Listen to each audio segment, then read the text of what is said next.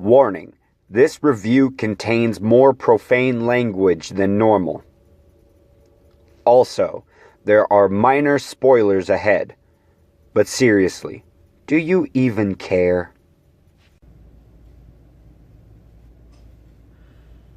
You know, for me to review this movie honestly just isn't fair. Because I know that I am not the person that these movies are made for. I'm a young, straight male. But, with that in mind, these movies are absolute shit. So let's just get this over with, shall we? This movie picks up with Anastasia Steele and Christian Grey getting married. I didn't even remember that they were engaged.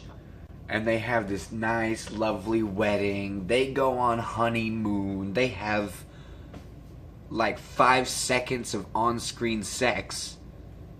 Like, you would think that a movie centered around these people's kinky sex, there would be more than 2 or 3 seconds of missionary-style sex. And then suddenly, it turns out that the boss that tried to rape Anastasia in the last movie is like setting fire to Christian Grey's workplace or something in an attempt to get back at them for something. I don't know. And this, of course, takes them away from the honeymoon, but not before they had some conflict with one another beforehand, because they were on a nudist beach and Anastasia was showing too much skin wearing her bikini. And Christian didn't like that.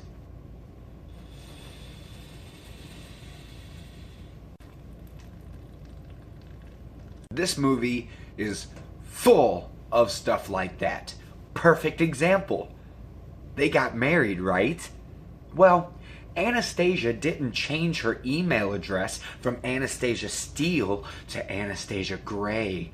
And Christian tried to send her an email, but it bounced.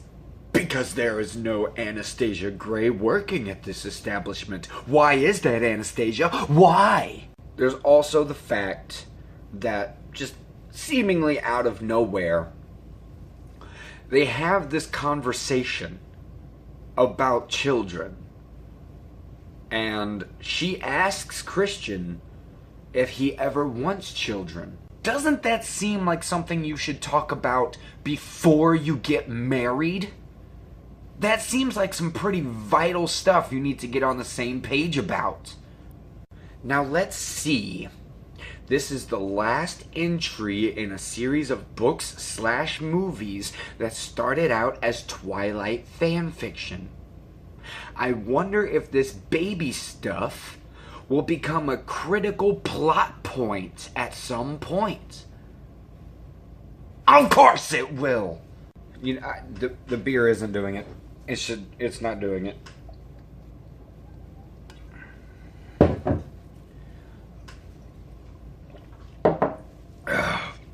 Throughout a trilogy, there needs to be significant character growth. That's the point of a trilogy. A character starts here and ends here. Perfect example of this, and rather odd comparing these two, is Luke Skywalker in Star Wars. In A New Hope, Luke Skywalker is a whiny little brat. But in Return of the Jedi, he is a strong, empowered, and confident young man who is ready to tackle any obstacle that is ahead of him. Now, let's look at 50 Shades of Grey. In the first one, Anastasia Steele is a bumbling, awkward introvert who has no idea how to communicate with the world around her. And Christian Grey is a mean-spirited, whiny little boy with mommy issues who throws a temper tantrum every time he doesn't get what he wants. What are these characters like in the third one? The exact same. Anastasia Steele is a little more confident. We see that in one scene where she confronts this lady that's hitting on Christian. One scene. That's it. That's all we get.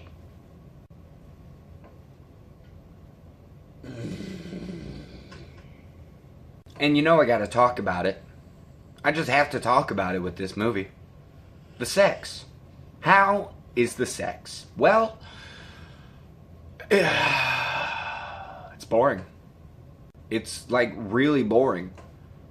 I never thought I would watch two attractive people on screen doing sexy things and be bored. I just don't get it. It's pretty bad when I find the most entertaining character to be the psycho stalker kidnapper. Speaking of which, the kidnapping thing, that's just kind of something they threw in the last half hour to boost the adrenaline. It didn't fucking work. Seriously. I don't understand why they had to do it this way. Because the idea of this guy feeling like Anastasia and Christian did him wrong and being pushed to the brink because of it, to the point where he's willing to kill and kidnap and blackmail. Oh, it would be so cool. But this is not the franchise for that.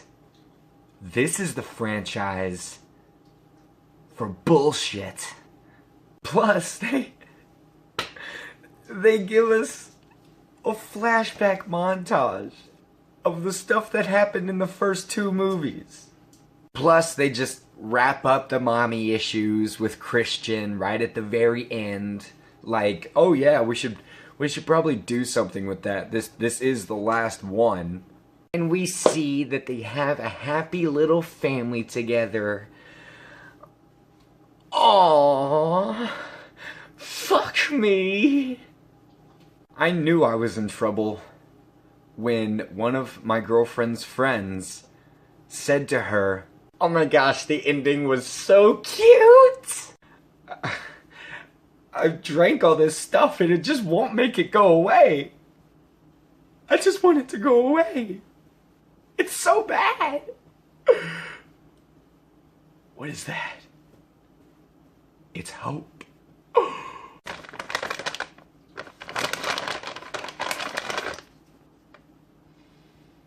Please help me. You're my only hope.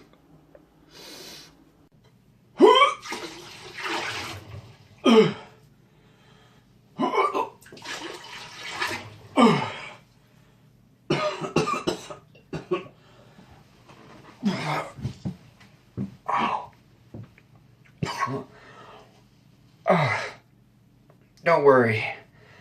I didn't actually eat the Tide Pod. I've just been thinking about this movie for too long.